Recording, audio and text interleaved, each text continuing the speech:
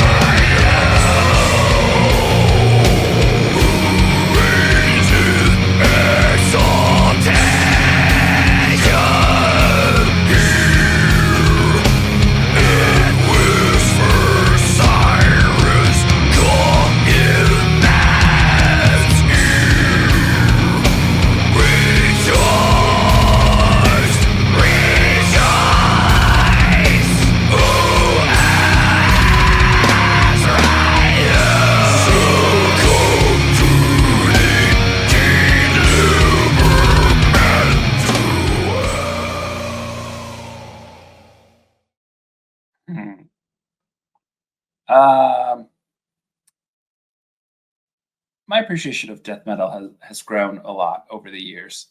And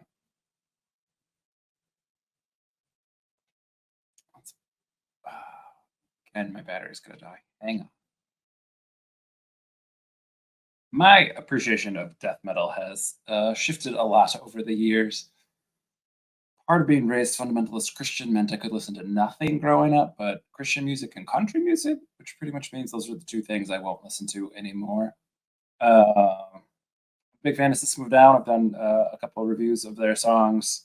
They're a top 5 band for me. But for a long time, that's really like as heavy as I got. System of a Down can be pretty heavy sometimes.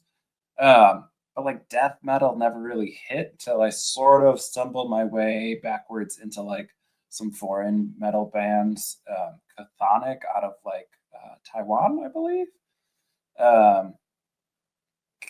It's just a death metal band, and I don't know what they're singing, but it sounds awesome. And that sort of like just led down a death metal rabbit hole where now I'll listen to like Whitechapel and Zeal and Ardor isn't death metal, but they can get pretty heavy. Like Gashar Jamarong is a song I've done a review of, and like that has been in my top 5 most played songs for like the past 3 years. It's my most played song for the past 3 or 4 years until this year. Um, so yeah, my appreciation has grown a lot. If it's not for you, that's okay. I think it's like coffee. The more you have it, the more you appreciate it. Or like an IPA or like a double IPA, which literally, I don't know how we're talking about beer in a Christmas song. Uh, Festivus for the rest of us, I guess. But like IPAs are so bitter, and they used to do that so the beer wouldn't go bad, shipping it off to their colonizing forces. In the British Army, but like the bitterness actually does take time for your body to get used to. So people usually don't like an IPA as their first drink. It is their body doesn't like it. The more you drink it, the more you get used to it. I think that's true of death metal, and like the more you can understand what they're saying, the more you listen to it. Uh, but what I like about this song, from like a religious trauma perspective, which is one of the specialties that I have, is there's utility, there's benefit, there's health and growth to reclaiming some of the things that maybe you lost through trauma. And while I never much cared for the hymns and the hymnology of my growing up years, part of my deconstruction and then being comfortable finding an atheist community that feels like a good fit, atheo-pagan community. Um, some of that is like having stuff to listen to. So having like a Yule playlist feels really nice compared to like sort of having Christmas songs on, but not really liking it, or maybe even being triggered by it. Music is the thing that really elicits strong emotional responses from us. And so if you're listening to something that's very triggering for you, that could be a really strong trigger. So I think finding things that feel more authentic and aligned in your current values is important. And for me, there's a certain level of like middle finger to it all, the Christianity I was raised in, by finding a song that is a remake of a hymn I grew up singing over and over and over again, probably doing like Christmas services in, went to parochial school, private school, attached to the church. So we'd do a Christmas service where we'd, be indoctrinated in the Christmas myth and have to recite all that from memory, tiny Jeremy having ADHD, that wasn't a good fit, just having to sit and practice the Christmas program for like weeks of our education just down the drain as we try and memorize and recite these things. I passed out at one because I got too hot and I was wearing a sweater. That's probably the best one. I got to go in a classroom and eat like cheese and crackers. Great Christmas. My grandma was there for some reason. Maybe she got me the sweater. I don't remember. Anyway, the weird thing about like worship music when you kind of start pulling on it is like there's nothing particularly praiseworthy about it. It's really just Mad Libs. So I like this song because it's like not hard to worship a demon, Azrael, which like ironically isn't mentioned in the Bible anywhere. There are some like ancient texts, like 7th century ancient texts that like reference him in incantations in like the Jewish tradition, and also he's in Islam as the angel of death. So not really like a demon; he's technically an angel. I know of Azrael from Batman because he's a villain in Batman. He's a religious zealot who goes a little crazy and tries to kill a bunch of people, and then he's a playable character in one of the Arkham games. So that's fun. Typically, he's depicted as sort of like a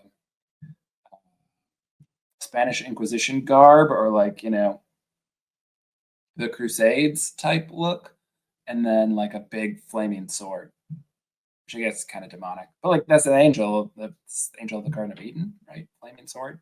So Christianity would be very metal if it leaned into it, blood sacrifices and undead gods. So it could be a lot cooler than it actually is, which is pretty lame. A lot of focus on women's virginity, except for God, who's impregnating them. Again, could be metal. Absolutely isn't. Just weird. But this song's pretty badass. And so, yeah, Earth's future lies in hell. All will worship Azrael. Like, again, it's not hard to take a song that's supposed to be worshiping God and just be like, yeah, we're going to put a different deity in there.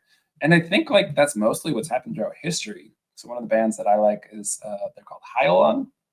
They're like this Norwegian or Scandinavian trio, and they sing rune sticks. So, they'll translate the old rune sticks and put music to it. And they translated a song. Um,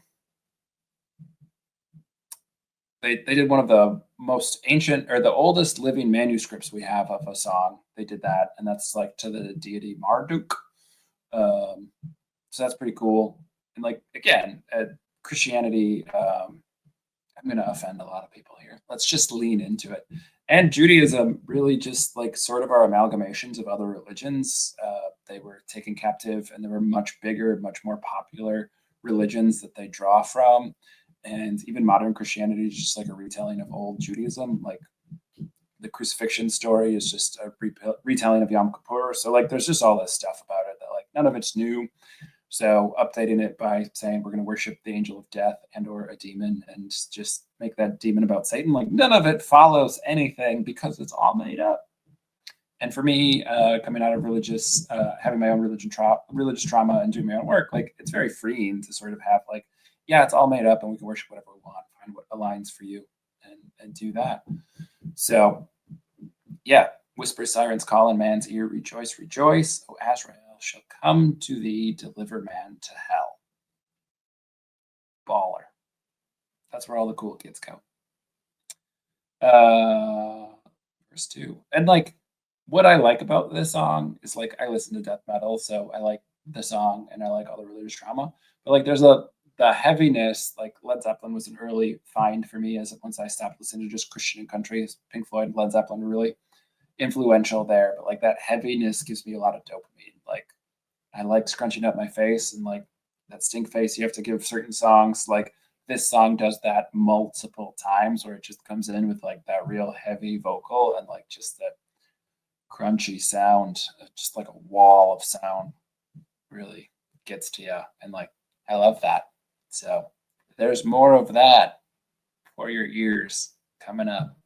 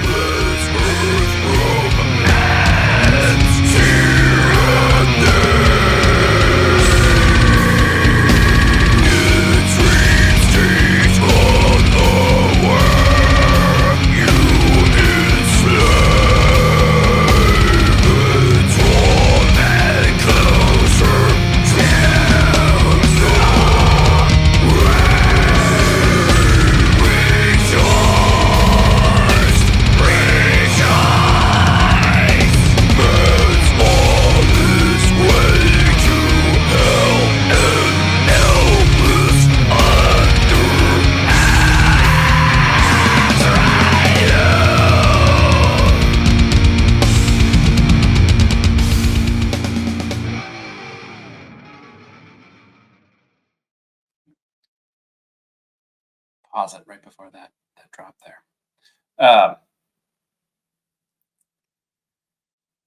Oh, bring it back, chair. There I am. Again, like the lyrics aren't particularly meaningful or powerful, other than like when you realize like just because it gets played on your local oldie station or whatever station gets taken over for the month of December and just plays Christmas music, like you can just sub that stuff out, put your own lyrics in. Some of the Yule songs on our playlist in our house are like pretty much just word for word covers, other than like taking out one little bit. Maybe I'll do my favorite Christmas song, my second favorite version of it. No spoilers. But it's done in a very comical way. It's on an album that includes the song Jingle Hell, which is just jingle bells with the word hell instead. If you Google that, you'll get the spoiler. Shoot, now I got to do another Christmas song. But yeah, like you can just sort of Mad Libs this in and out. There's nothing sacrosanct about it. There's nothing sacred about it, even. And the sacrilege is just made up. Like that's all they did was like Mad Libs their own deities into it. There were old worship songs for Zeus and Thor and Hercules and the whole lot, you know. In some myths, Azrael is sort of the angel of death, and he's similar to my favorite character in Greek mythology that I always pronounce wrong. But Chiron, who's the boatman, the ferryman, he takes people across the river Styx. Chiron. I've looked up how to enunciate it. I get it wrong. It's just one of those things my brain doesn't lock in. I can never remember if it's manga or magna.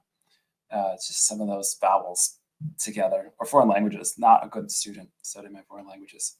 Feel free to make fun of me in the comments.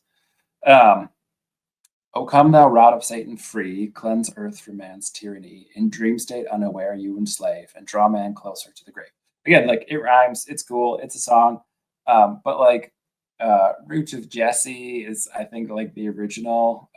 Emmanuel, King of Kings, Lord of Lords, like all these phrases that I grew up hearing about, like Jesus and God, and you know, Alpha and Omega, and all these things. Is like it's just like mythology. And the reason I know it's mythology, and the reason like I've been aware of that for a long time, but I didn't connect it when I was Christian, is because I grew up watching pro wrestling. So Hunter Hearst Helmsley, Paul Levesque is his real name. That's why he goes with Hunter Hearst Helmsley. Triple H, the King of Kings, the Cerebral Assassin. Like when you build up your own mythos and you're telling these stories in mythology, which is what pro wrestling is, you get all these names. Cerebral Assassin is because Triple H wrestles a really boring match, and so part of like the storytelling is like what great ring psychology he has. But he's also like this Conan the Barbarian character, so that's like the King of Kings, and like I could go on and on about pro wrestling. But like these names aren't particularly sacred, and you can just again bad libs them in. So Rod of Satan, free. I love the dream state. In dream state unaware you enslave. I also love Cthulhu, and so that whole mythos, and like again the idea of like cultists singing to Cthulhu, who's um, sleeps a dreamless sleep underneath us all, above us all, wherever Cthulhu is, until he awakens to bring on eons of destruction, which will be really exciting. Um, Now I want like hymns for Cthulhu, but death metal. Anyway, man's on its way to hell and helpless under Azrael. And then we're gonna get a breakdown, which should be fun. And then another like no scrunching drop. Let's go there now.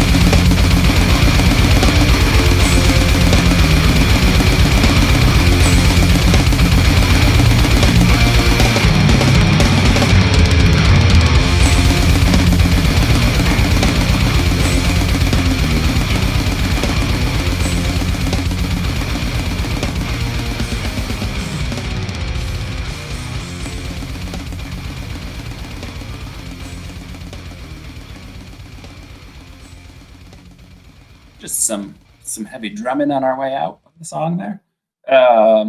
Last lyrics, in case you didn't hear it. "O come thou hailstorm, cast thy net of fear." That's some good writing. On spirits by thine advent here. Again, like make it King James sounding, add some these and thous and thines, advent. Again, like I mentioned thy strong word earlier. Like the lyrics that are like did cleave the darkness at thy bidding it was done. I remember when the contemporary service got added at my church, added, not replaced anything. People still left. Um, like I was the youth liaison. This is how Jesus-y I was back in the day. I was the youth liaison to our church council. So I was like an eighth grader on church council.